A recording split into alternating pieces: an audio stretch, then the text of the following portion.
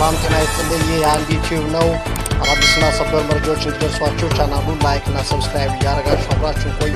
ሰበር ዜና ተሰምቷል። ፕሬዝዳንት ትራምፕ በጋዛ ሰላም ይሰፍን ዘንድ በሚያደርጉት ጥረት ውስጥ ሐማስ ትጥቅ እንዲፈታ ያቀረቡትን ሐሳብ ራሱ ሐማስ ውድቅ አደረገ።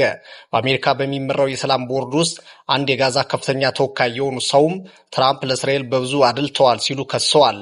ይህ በእንዲህ እንዳለ አወዛጋቢው ሰው ፕሬዝዳንት ትራምፕ ኢስላማባድ በጠራቸው ሁለተኛው ዙር የሰላም ድርድር ላይ ሀገራቸው አሜሪካ በሚቀጥለው ሳምንት እንደምትሳተፍ ከገለጹ በኋላ ጦርነቱን ሊያበቃ ተቃርቧል ሲሉ ተናግረዋል።